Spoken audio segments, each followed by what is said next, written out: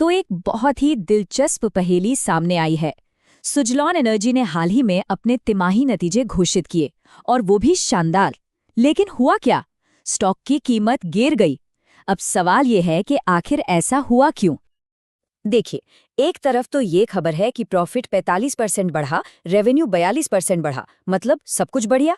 और दूसरी तरफ स्टॉक 5% से ज्यादा नीचे चला गया, मतलब बिल्कुल उल्टा। ये एक क्लासिक केस है जहां हेडलाइंस देखकर लगता है सब चंगा है, पर असल कहानी कुछ और ही होती है। तो फिर असली कहानी है क्या? क्या चल रहा है पर्दे के पीछे? चलिए आज इसी को डिकोड करते हैं और समझते हैं कि मार्केट ने इस तरह रिएक्ट क्यों किया। तो सबसे पहले अच्छी खबर से शुरू करते हैं। और सच कहूं, खबर वाकई में बहुत अच्छी है।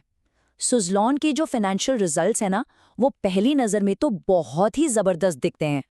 कंपनी का जो रेवेन्यू है, वो पिछले साल के इसी क्वार्टर के मुकाबले सोचिए 42% बढ़ गया। ये किसी भी कंपनी के लिए एक बहुत बहुत बड़ा पॉजिटिव साइन होता है। इससे पता चलता है कि डिमांड मजबूत है और कंपनी का परफॉर्मेंस भी दमदार रहा है। और सिर्फ रेवेन्यू ही नहीं, कमाई में भी जबरदस्त उछाल है। ईबीडा, जिसे हम कंपनी की ऑपरेशनल प्रॉफिटेबिलिटी कह सकते हैं, वो 500 करोड़ से सीधा 739 करोड़ रुपए पर पहुंच गया। वाह! मतलब कंपनी अपने ऑपरेशंस को कितने अच्छे से चला रही है, ये उसका एक शानदार इंडिकेशन है।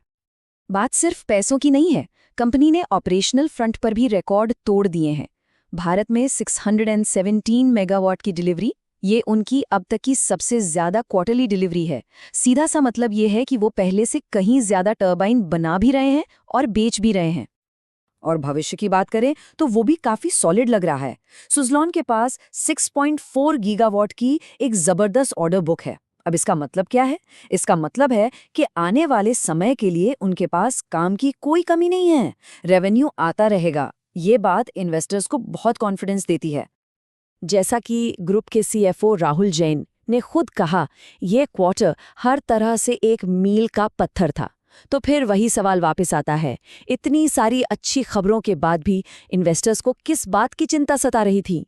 चलिए अब कहानी का दूसरा पहलू देखते हैं। तो अब वक्त है उस गुत्थी को सुलझाने का कि आखिर मार्केट ने नेगेटिव रिएक्ट क्यों किया।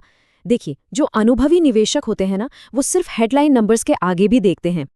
इसको समझने के लिए एक जरूरी कॉन्सेप्ट को समझना होगा, ईबिटा मार्जिन। आसान भाषा में समझें तो ये बताता है कि कंपनी अपनी हर बिक्री पर असल में कितना मुनाफा कमा रही है, मतलब कोर प्रॉफिट। जाहिर है, मार्जिन जितना ज्यादा उतना बेहतर।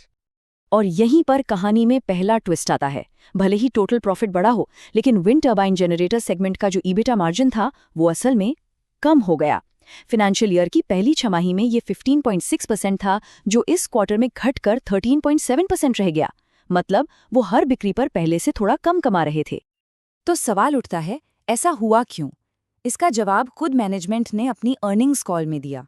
उन्होंने बताया कि उनके कस्टमर मिक्स में कुछ बदलाव हुए हैं और साथ ही कुछ ऐसे प्रोजेक्ट्स का हिस्सा बढ़ गया है जिनमें मार्जिन कम था। आसान शब्दों में कहें तो वो बेच तो ज्यादा रहे थे, लेकिन कुछ बिक्री पर उन्हें मुनाफा कम हो रहा था। और बस यही बात इन्वेस्टर्स ने पकड़ ली।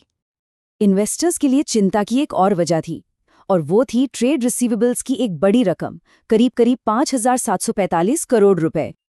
अब इसका मतलब क्या है? इसका सीधा सा मतलब है, ये वो पैसा है जो कंपनी ने कमा तो लिया है, पर अभी तक कस्टमर्स से उनके हाथ में आया नहीं है। और जब इतनी बड़ी रकम बाजार में फंसी हो, तो वो कंपनी के कैश फ्लो के लिए एक रिस्क बन सकती है। मार्केट ने इस बात पर भी गौर किया होगा।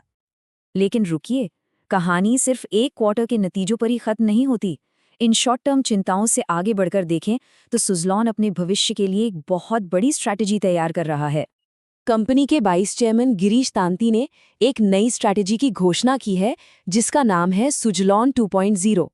और ये कोई छोटी मोटी योजना नहीं है। ये सिर्फ विंड टर्बाइन बनाने से कहीं आगे जाकर एक complete clean energy solutions provider बनने का एक बहुत बड़ा प्लान है। तो इस स्ट्रैटेजी में है क्या? देखिए, कंपनी अब सिर्फ टर्बाइन नहीं बेचेगी, वो नए प्रोजेक्ट्स भी डेवलप करेगी, अपनी सर्विस को डिजिटल बनाएगी, एआई वाली स्मार्ट मैन्युफैक्चरिंग से कॉस्ट घटाएगी और दुनिया भर में एक्सपोर्ट के मौके भी तलाशेगी। मतलब ये फ्यूचर ग्रोथ के लिए एक बहुत ही सॉलिड और डाइवर्सिफाइड रोड मैप बनाने की कोशिश है। और ये सब कुछ एक बहुत बड़े कैनवस पर हो रहा है। भारत का रिन्यूएबल एनर्जी को लेकर जो विजन है वो बहुत बड़ा है। 2030 तक 100 गीगावाट से ज्यादा विंड एनर्जी का टारगेट है। जाहिर है सुजलॉन जैसी कंपनियों के लिए यहाँ ग्रोथ का एक जबरदस्त मौका है। तो इन सब बातों का निचोड़ क्या है? आखिर में हम क्या समझें? असल में ये पूरा मामला एक बैलेंस बनाने का है।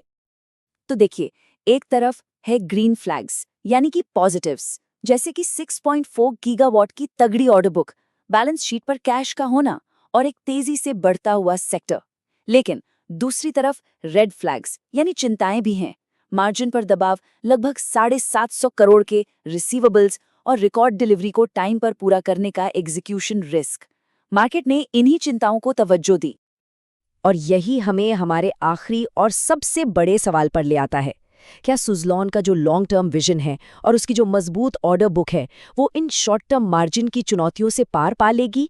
खैर, इसका जवाब तो वक्त ही देगा, लेकिन एक बात तो पक्की है, ये एक ऐसी कहानी है जिस पर नजर बनाए रखना बहुत दिलचस्प होगा।